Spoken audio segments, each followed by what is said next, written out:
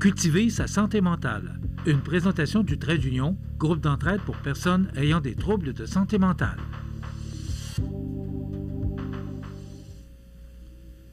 Je vous souhaite la bienvenue à notre chronique Cultiver sa santé mentale. Je suis en compagnie de Mélissa Boilard du Trait d'Union. Bonjour Mélissa. Bon matin.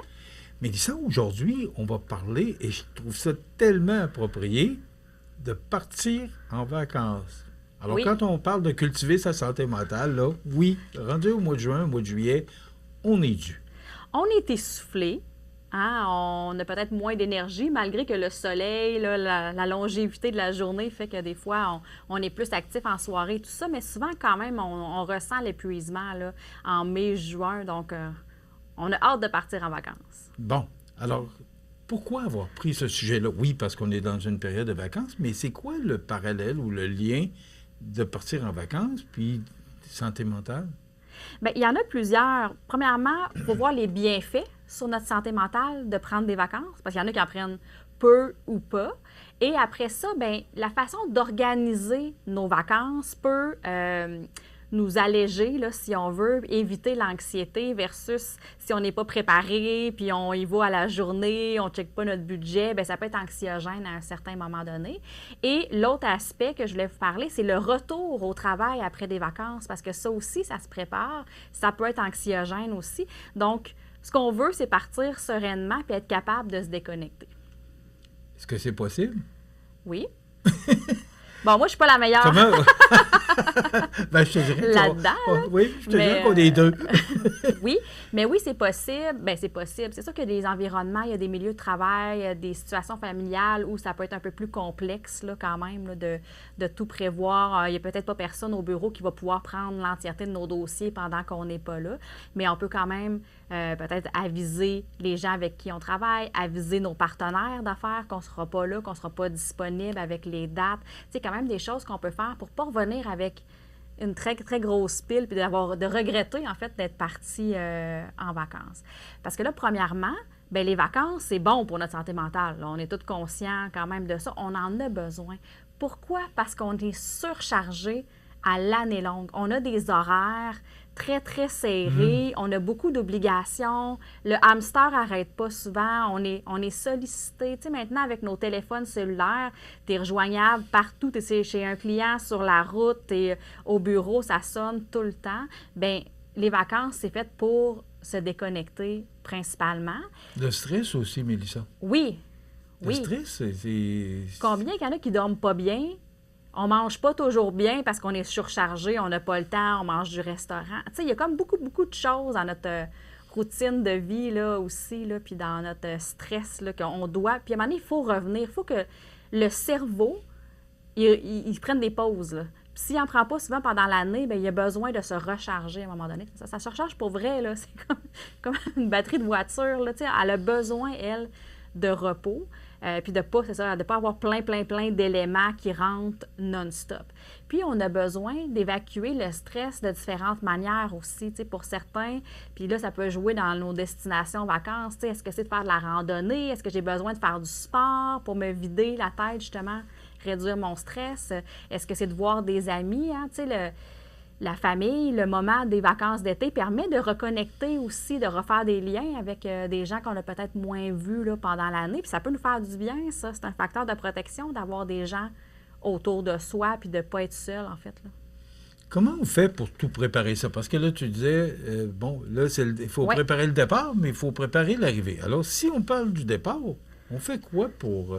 c'est quoi les meilleurs trucs, si je peux permettre, là?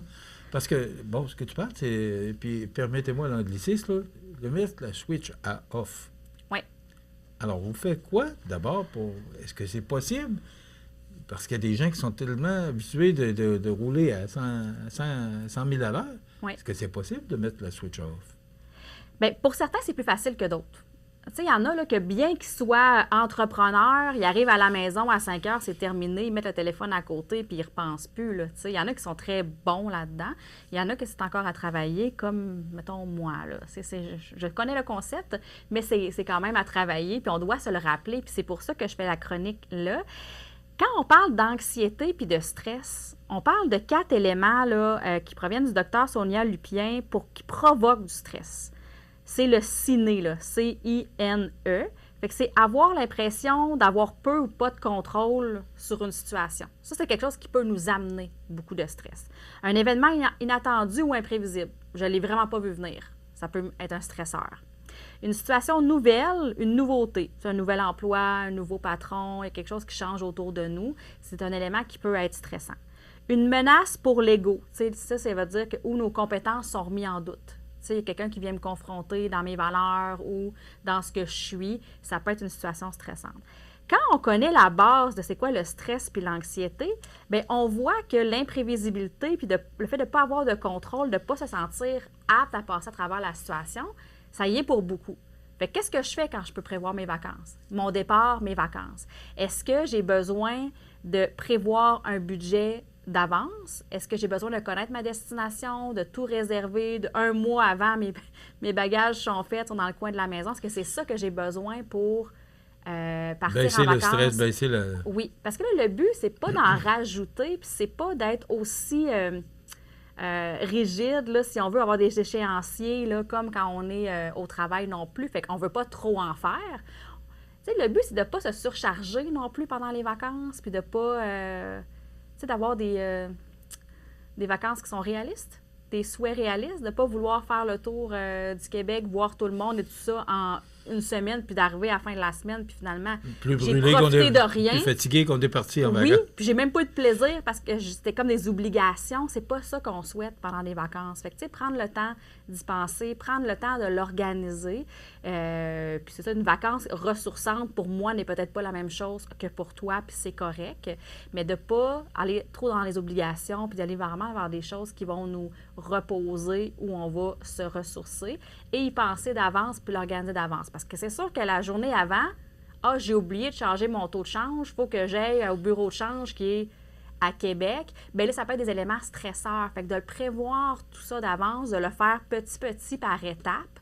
Décortiquer un problème, c'est souvent bon aussi, là. Tu sais, dans la résolution de problèmes, là, j'ai un enjeu, je ne sais pas trop quoi faire, bien, je vais le décortiquer en petit au lieu de voir l'ensemble de l'œuvre. Fait qu'une semaine, je vais m'occuper de me trouver des valises pour mettre mes affaires. La semaine d'après, je vais m'occuper de la monnaie. La semaine d'après, je vais m'occuper de trouver une gardienne pour mes animaux de compagnie. Planification, en fin de compte. C'est de la planification. Puis tout ça fait qu'on a un contrôle quand même sur l'événement et qu'on a une prévisibilité dans nos vacances. T'sais, je le sais que de telle date à telle date, je vais être là à tel hôtel. Je suis capable de savoir d'avance. Parce que souvent, l'anxiété, c'est quand je ne sais pas où est-ce que je m'en vais, qu'est-ce qui va arriver demain matin. Donc, ce cadre-là, il est bon pendant nos vacances aussi, même si des fois, on se dit « j'ai tellement organisé d'affaires pendant l'année, ça ne me tente pas », puis c'est bien correct, mais il faut vivre avec le fait de vivre le day-to-day sans organisation aussi. Puis ça, c'est pour les vacances. Mais avant de partir en vacances, il y a des choses à faire. Tu sais, si je pars 2 semaines, 3 semaines, 4 semaines, bien, est-ce que je suis capable, ça, de déléguer des dossiers? Est-ce que je suis capable de faire tout ce que j'ai à faire avant de partir? Puis on doit lâcher prise une fois qu'on est sorti du bureau. Mais, tu sais, est-ce que j'ai mis en place ce que je pouvais pour que ça se passe bien pendant mes vacances au bureau ou à mon retour? Après ça, j'ai pas de pouvoir sur tout, là, je peux pas tout contrôler, toutes les urgences qui vont rentrer, mais de me sentir... un sentiment d'efficacité personnelle, là, de me dire, bien, moi, je pense que j'ai tout mis en place. Fait que j'ai confiance que quand je vais revenir, ça ne sera pas le bordel, ça ne sera pas le chaos. Fait qu'on peut le prévoir, là, aussi, son départ du bureau, là, puis pas partir hyper rapidement avec plein de dossiers parce qu'on va penser à ça pendant tout le temps des vacances. Bien, c'est sûr. Le cerveau, tu parlais du cerveau, le cerveau ne repose pas. Non, puis il faut pas, là, tu sais, il faut pas amener le travail à la maison. On devrait jamais l'amener, en fait, là, mais pendant les vacances, encore moins. Puis quand on reviendra au travail, bien, on reprendra là où on est rendu, puis ça prendra le temps que ça prendra pour...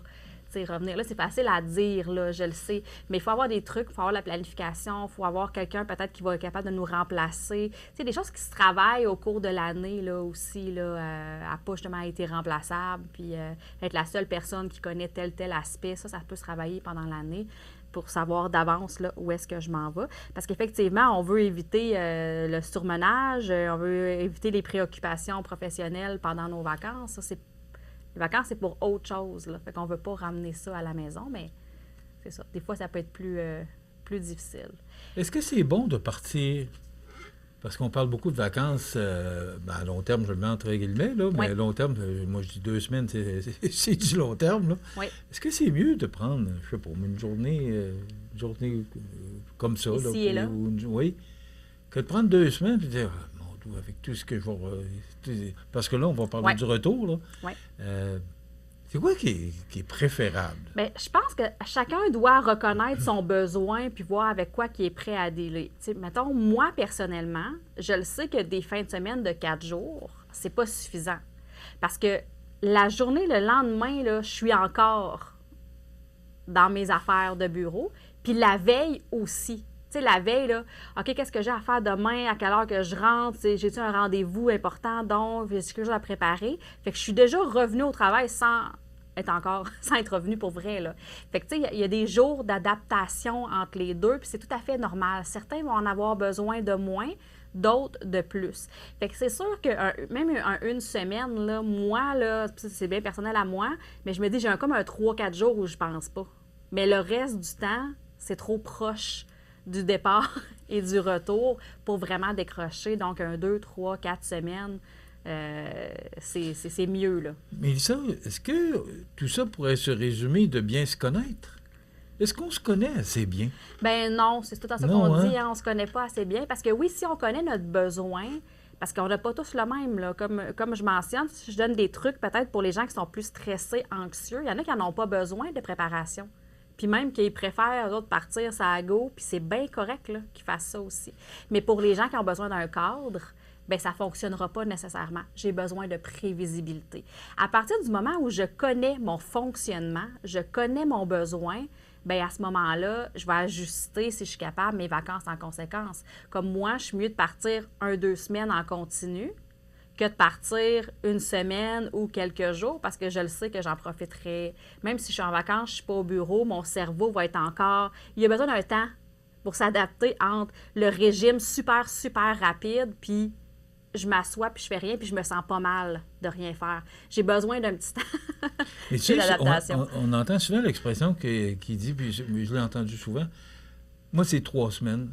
3 semaines, là, il me semble qu'après 2 semaines, tu n'as pas eu le temps de décrocher, mais la 3e semaine, là, whoop, et j'entends ça souvent. Oui. Mais 3 semaines, ça commence à être long. Oui.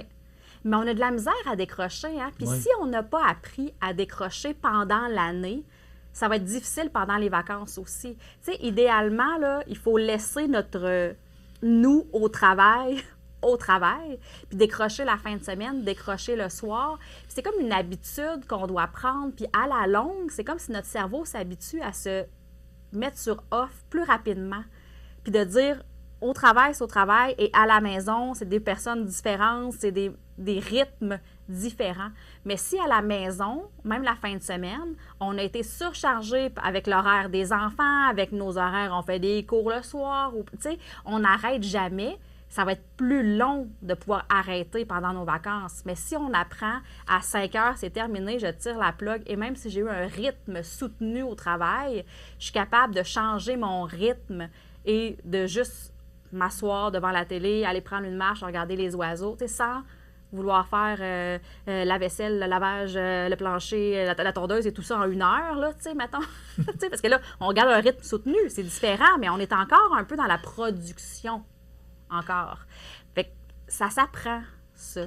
Mais au début, ça doit être de manière consciente, parce que notre cerveau, il n'arrête pas, puis il ne sait pas. Fait que c'est à nous de dire, ben là, tu sais, j'arrive chez nous, est-ce que je prends ma douche, je me change, là, je suis rendue un autre, tu sais, je change de rythme. Tu sais, chacun a ses astuces. Une petite bière froide, ou, tu sais, oui, des petits plaisirs. Un moment qui casse, là, tu sais, un peu la routine, puis bon, ben là, je suis rendue dans un autre mode. Puis ça peut être effectivement une petite bière, ça peut être n'importe quoi, en fait, mais il faut comme peut-être se le rappeler, puis je laisse mon téléphone, tu sais, à côté, je n'amène pas mon ordi à la maison, on se pratique pendant l'année pour être meilleur en vacances, parce que oui, il y en a que ça prend 3 ou 4 semaines, mais on ne peut pas tout avoir 3 ou 4 semaines dans nos emplois non plus, là, de fil, là, malheureusement. Là.